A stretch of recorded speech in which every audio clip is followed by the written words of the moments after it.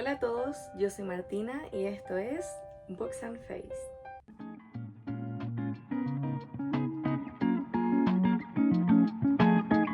El día de hoy finalmente les traigo uno de los videos que todos los años son más esperados, porque me refiero a mis mejores lecturas del 2025. En el año pasado me estuve leyendo un total de 42 libros de 50 que era mi meta, aunque en estricto rigor, según el conteo de Goodreads, no logré la meta. Yo en general, cuando leo mangas, que leí bastante el año pasado, los marco como lecturas en volúmenes más grandes, es decir, volúmenes que traen 2 libros juntos o 3 libros juntos de una misma saga, porque me es más cómodo después reseñarlo aquí y también reseñarlo en Goodreads. Así que si bien, según el conteo final, no lo logré, sí lo hice. Y me leí más de 50 libros o 50 libros, pero solo fueron 5 los que yo destacaría como esos que realmente me tocaron una fibra sensible, impactaron en mi corazón, en mi día a día, y que quiero recomendarles por sobre todos los otros. El primero es La Orestiada, que es un poco trampa porque no es un libro, sino que es una trilogía de tragedias griegas. Fueron escritas por Esquilo, son las que mejor se conservan de la época antigua, y acá tenemos el primer libro, Agamenón, el segundo, Las Coéforas, y el tercero, Las Eumenidas. ¿Por qué no les puse uno? Porque cuando pienso en La Orestiada como trilogía, en realidad la pienso justamente así. Me es muy difícil separarlas, aunque cuando les reseñé estos libros, les voy a dejar aquí anclado el video, sí lo hice por separado.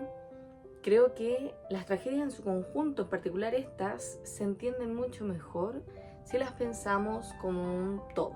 En el primer libro seguimos la historia de Clitemnestra, una mujer que debió esperar años por el regreso de Agamenón, su esposo, y el rey de Micenas, quien justo antes de partir a la guerra de Troya e ir en ayuda de quienes se lo pedían, se dio cuenta que sus barcos no partían, las velas no se movían y el mar estaba quieto. Ahí es cuando se da cuenta que debe hacer un sacrificio, y ese sacrificio termina siendo Ifigenia, su hija. Por lo tanto, él hace este sacrificio y se va a la guerra de Troya. Agamenón, el primer libro, es básicamente el regreso de este rey que ganó la guerra de Troya a su tierra natal. Aquí hay 2 grandes problemas. El primero, el sentimiento de una madre que pierde a su hija. Clitemnestra está profundamente dolida y, por supuesto, quiere venganza. Cuando parte Agamenón, ella se queda con su amante. Y al regreso de su esposo, él vuelve con Casandra, quien es una mujer que ha sido maldecida y que le puede decir a todo el mundo qué es lo que va a suceder, pero nadie le va a creer.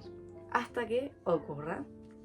Y se la trae consigo porque le gustó, y por supuesto ahora Clitemnestra no solo se siente triste porque el asesino de su hija ha vuelto, sino que ahora se siente también avergonzada porque él ha traído otra mujer consigo.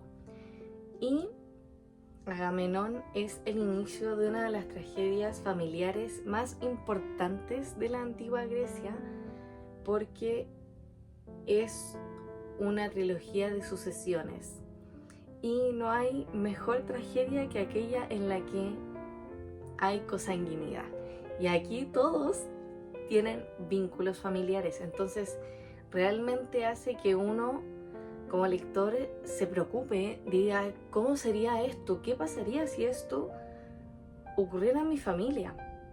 Y es justamente la intención con que las tragedias en su totalidad fueron creadas, para generar un tipo de actitud en las personas de Grecia. Si hoy día penamos el incesto, es porque cuando leímos Edipo Rey nos dimos cuenta que las consecuencias podían ser terribles. Y lo mismo pasa en todas las tragedias. Lo que quieren es finalmente enseñarnos. Y La Orestiada tiene distintas formas de enseñar que son muy, para mi gusto, bien escritas, realmente bien elaboradas y que disfruté bastante. En este primer tomo, para mí mi personaje favorito de toda esta trilogía es Clitemnestra, la madre, porque se trata de una mujer que en un mundo donde los hombres reinan, ella se ha hecho con un lugar y ella consigue algo que no es fácil, y para mí, cuando leí que durante un par de años no hubo consecuencias para sus actos, fue levemente gratificante, porque ella también tenía algo que hacer por su hija. Ya en el segundo tomo, en Las Coéforas, nos encontramos con el destino. Y este es el tomo en el que creo más se aborda este tópico particular, porque seguimos a Orestes, el hijo de Agamenón y Clitemnestra, y aquí es todo un poco más teatral, porque desde un inicio, cuando Orestes llega a Micenas y la entrada de él a su tierra natal, es realmente imaginativo y está muy bien hecho. A mí me gusta porque siento que toda esta historia sienta las bases de mucho de lo que hoy conocemos, de lo que hoy entendemos y que vemos en la literatura.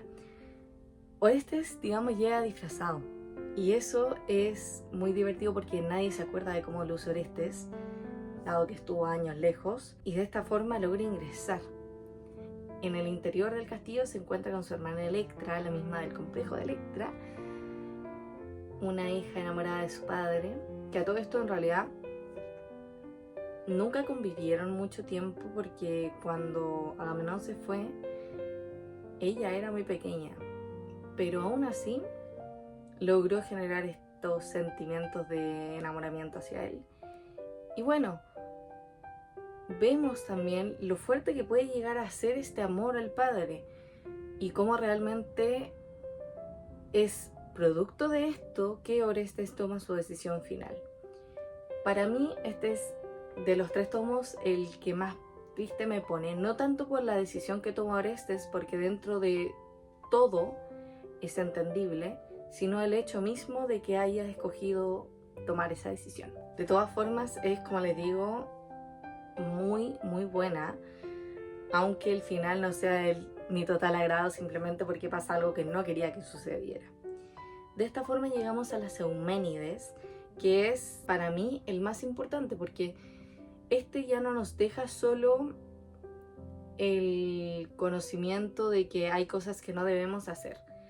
En este hay un juicio, y no solo eso, sino que además hay interacción directa de las personas con los dioses, cosa que yo nunca había visto antes en las tragedias, y que hace que todo sea mucho más divertido, porque vemos a Atenea, el oráculo de Delfos con Apolo, por supuesto, y también a la gente, y se esgrime un juicio donde Orestes está implicado. De esta forma se realiza el primer juicio, y este libro es tan importante porque en esa época, cuando alguien mataba a cualquier familiar, uno tomaba la venganza por su propia mano. En la actualidad ya no es así. ¿Por qué? Porque nos regimos por un sistema judicial. Pero ¿cuándo parte este sistema judicial? En las Euménides. Por eso el libro es tan importante, porque aunque todo lo que nos dicen las tragedias sí hasta el día de hoy, este particularmente muestra primero cómo interactúan dioses con humanos, pero también por primera vez que los dioses hacen algo para detener todo lo que es culpa de ellos, porque si el oráculo de Delfos no hubiera existido, muchas de las tragedias tampoco se hubieran llevado a cabo. Entonces, este es un poco también ese llamado a la acción, y por supuesto también al final la transformación que hay de uno de los monstruos de la Grecia antigua para convertirse en algo totalmente diferente también es muy lindo. Aunque fuera para evitar desatar la furia, sigue resultándome todo muy bello y extremadamente bien construido, que para nuestros ojos ya del siglo XXI puede resultar todo un poco extremo. En realidad no lo es tanto. En el pasado era así, sin ir más lejos, hace poco tiempo, cuando aún nos regíamos alrededor del mundo más bien por monarquías que por democracias u otros sistemas políticos. Era así, la gente se asesinaba unos a otros. No hay que ir tan lejos en la historia, quiero decirles, para encontrarnos con las cosas que vemos en las tragedias. E incluso hoy, aunque es raro, seguimos viendo mucho de esto. Por eso siento que como base de conocimientos es a lo que uno debe acudir y realmente la van a pasar muy bien leyéndolos. Así que si no conocían la Hestíada, que es considerablemente menos conocida que Edipo Rey, Antígona, Electra, que son de Sófocles, les recomiendo mucho que lean esta trilogía. El siguiente libro es uno del que ya les he hablado, he profundizado, pero realmente me encantó del año pasado, y es Dura una eternidad y en un instante se acaba, de Ann de Marken. Aquí acompañamos a un zombie, pero no es uno de esos que quiere comer gente, sino que es un zombie que no pertenece ni a la vida ni a la muerte y que no recuerda nada. En las primeras páginas pierde un brazo y que en realidad se trata de un ente, de un ser que está extrañando algo que tuvo en vida, pero no recuerda qué. Al parecer es una persona, pero tampoco recuerda el nombre de esa persona, cómo era, qué hacía. Lo único que tiene y que cree está vinculado es el mar. Y por ese motivo, desde un inicio, decide que debe ir al mar, debe llegar al mar para poder encontrar al menos una pista de todo eso que extraña, de todo eso que esa persona que amó en vida tenía. Así la acompañamos a lo largo de una historia que está llena de detalles propios del mundo contemporáneo, como una gasolinera, por ejemplo, porque ella puede andar por el mundo y de hecho la gente viva también la ve, pero no necesariamente interactúan por eso con ella. La autora da cuenta de una prosa realmente hermosa. Es muy lírico, es muy imaginativo, es onírico, es soñador. Todo lo que vamos leyendo, las imágenes que va plantando en nuestro cerebro, hace que la construcción del mundo sea no solo completa, sino que muy inmersiva. Finalmente, lo que busca nuestra protagonista cuando se lanza hacia el oeste es buscar aquello que amó y que la hizo sentirse amada. Es un libro que, dentro de todo lo que yo he leído, el único que me recuerda en cierta medida a este es Canto yo y la montaña baila, de Irene Solá, por la capacidad de escribir algo que resulta en cierta medida ajeno a lo que un lector tiene en su imaginario de lo que es un libro o de cómo se cuentan las cosas en un libro. Otra de las grandes cosas que me gusta de esta historia es esa forma de narrar que me recuerda también a Han Kang. Es un tipo de descripción. Me gusta cómo la autora se va dejando llevar por su imaginación, o eso es lo que parece una especie de fluido de conciencia cuando va hablando a través de los personajes. Por ejemplo, aquí dice: Marguerite, Carlos y yo hemos ido hoy a nadar al canal, a vedearlo en realidad, pero por lo profundo. Podemos meternos y caminar por el lecho. Era algo que soñaba de niña, que me paseaba por el fondo y respiraba el océano como si de aire enrarecido se tratase. Es la hora de las medusas. Nos rodean palpitantes como una galaxia de pálidas lunas diurnas. Quizás sea verdad eso que dice Mitchen sobre la belleza. Dice que persiste porque era una de las pocas cosas auténticas: la belleza, los sueños, el aburrimiento, el hambre, sobre todo el hambre. Y tiene estos detalles que a mí, primero, me encanta el mar. Entonces, particularmente este párrafo es mucho más profundo para mí. Pero además, todo el libro está lleno de estos detalles, de explicaciones sobre cuestiones específicas que a mí por lo menos me removía.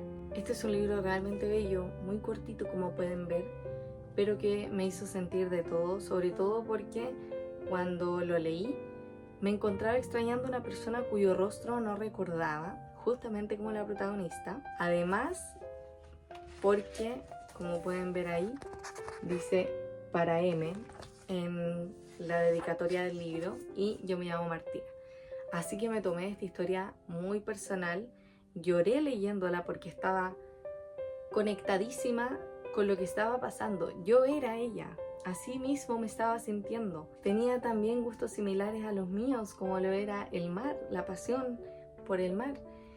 Y realmente me hizo sentir muy comprendida, que como les he dicho muchas veces, es una de las cosas que para mí resultan más importantes. Si un texto me hace ser vista, si lo leo y yo estoy ahí en medio de sus palabras, el impacto que va a tener en mí es muy grande. Y justamente fue como ocurrió con este hermoso libro. El siguiente es uno que me leí casi a término del año y me fascinó. Les hablo de Amanecer Rojo de Pierce Brown, el primero en esta trilogía de ciencia ficción, donde seguimos a Darrow, un sonde a infiernos, que básicamente se dedica a sacar helio 3, un componente que solo se encuentra en el planeta donde están, Marte, y que supuestamente es lo que se necesita para poder hacer de Marte una nueva tierra, o eso es lo que les dicen los dorados, la casta social más alta de todo este mundo. Personas que tienen los cabellos dorados, que son más altos de lo común, son más grandes, tienen más habilidades. Cuando Darrow pertenece al grupo más bajo, los rojos, que justamente se dedican a hacer todo el trabajo sucio y que se encuentran bajo un régimen que los aplasta, porque Darrow sabe que si consigue el helio 3 va a conseguir también un laurel, lo que significa para toda su comunidad roja tener más productos para comer, más bebida, más tela, entre otras cosas. Pero no es tan fácil conseguirlo, de hecho parece imposible, según el sistema en el que vive. O eso entiende Darrow, que está casado con Eo, una mujer que cree en la libertad de su pueblo y que intenta hacer que Darrow también crea con ella, que intenta enseñarle que cómo viven no está bien. El hecho aquí es que sucede algo que hace que Darrow tenga que convertirse en un dorado. Esto, por supuesto, bajo unos procedimientos tecnológicos y quirúrgicos bastante dolorosos, pero que terminan formando a un nuevo Darrow, que va a intentar postular para entrar a la Escuela de los Dorados, donde va a tener que no solo verse dorado, sino que actuar como un dorado, que para él, que es un rojo, es extremadamente complicado, pero va y lo intenta. Así seguimos una historia que tiene un poquito de los Juegos del Hambre, también de Divergente, en el que realmente el protagonista tiene una ira y un sentimiento de venganza que nada más empezar el libro conocemos. Él quiere asesinar a todos los dorados, quiere que todos paguen por lo que le hicieron para tener que convertirse en uno de ellos. La narrativa es muy envolvente, uno se lee esto volando, y aunque acá en realidad no les diría que van a encontrarse un romance, sí que el amor es la base de toda la historia de Amanecer Rojo. Toda la motivación de Darrow es su amor y lo que va a hacer es en base a eso. Por lo tanto, si están buscando aquí parejas, no creo que sean los libros más adecuados, pero si están buscando una construcción del mundo realmente tremenda, con personajes que los van a hacer encariñarse, con escenas que a mí me recuerdan un poco a Game of Thrones, y con divisiones internas ya que también son un poco similares a Harry Potter, este libro como que tiene un poco de todo. Y me encanta por eso, porque es muy completo. Y aunque en este primer tomo no es tan similar a Dune, ya en los siguientes vemos cómo es efectivamente la mayor influencia que tuvo esta saga para ser escrita. Así que a mí, como fan número 1 de Dune, evidentemente que me fascinó leer este primer libro, ya leí el segundo, me falta el tercero, pero quedé contentísima y muy entusiasmada porque todos sabemos que no es tan fácil encontrar una saga que realmente nos interese y que nos genere sentimientos por sus personajes. Y como les digo siempre, para mí es muy importante. El siguiente es La clase de griego de Han Kang. Uno de los 2 libros que me estuve leyendo el año pasado de ella, el otro fue Blanco, que no me gustó, pero además es el último que se recomienda leer. Así que si es que están empezando a leer a Han Kang, léanse ese al último, por favor. En fin, en este conocemos a la protagonista que perdió el habla, sufrió un mutismo que llegó de forma inesperada. Y ella cree que la forma en la que va a lograr recuperar su voz es aprendiendo una lengua muerta como lo es el griego. Por eso entra a una clase donde conocemos a la otra historia que vamos a seguir, la de su profesor de griego. Un hombre que también se ve afectado en uno de sus sentidos, que es la vista. Él ha ido sufriendo una pérdida paulatina de la vista y sabe que en algún momento dejará de ver todo. De este modo empezamos a ver cuáles fueron los motivos que los llevaron a estar en la posición en la que ahora se encuentran. En el caso de ella, ya no está con su esposo, tampoco puede tener a su hija ni su custodia y está extremadamente triste. En el caso de él, que empieza a recordar a una mujer de su pasado, una mujer de la cual se enamoró, pero que nunca llegó a ser una historia más allá de algo platónico. Se trata de un libro que, al igual que dura una eternidad y en un instante se acaba, que tiene una forma de ser escrito que es imposible que los deje indiferentes, porque hay ciertas descripciones que hacen que este libro simplemente sea una belleza. Y que a mí, que por ejemplo nunca he andado en patines de hielo, esta descripción me llegó muy profundamente porque siento que expresa muy bien lo que ustedes van a encontrarse en este libro. Las noches no son silenciosas. El fragor ensordecedor de la autopista, solo media calle de distancia, desgarra sus tímpanos como miles de cuchillas de patines sobre hielo. La magnolia púrpura, que ha empezado a dejar caer sus pétalos heridos, brilla bajo las farolas de la calle. Ella atraviesa el aire de la noche primaveral bajo las ramas curvadas por el peso de las flores voluptuosas, que esparcirían un dulce perfume si las estrujara.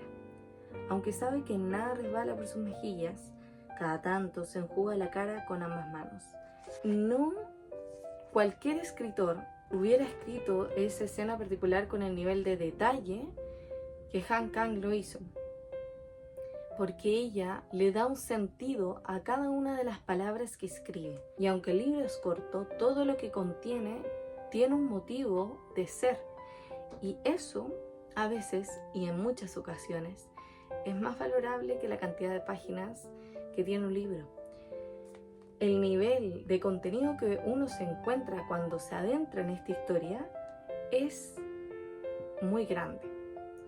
Las cosas que uno tiene que absorber son muchas, y eso es lo que me gusta tanto de esta historia, además de obviamente todo lo que les va sucediendo a los personajes, cómo se van entrelazando sus historias y cómo al final vemos que todo tenía un sentido de ser, porque al inicio puede que uno sienta que no tiene mucho sentido, pero en realidad sí lo hay. Aquí también resulta muy relevante la literatura, por supuesto el griego y algunos autores que van viendo, pero también Borges, porque justamente la ceguera que va sufriendo el personaje masculino nos recuerda a lo que vivió el propio Borges en vida.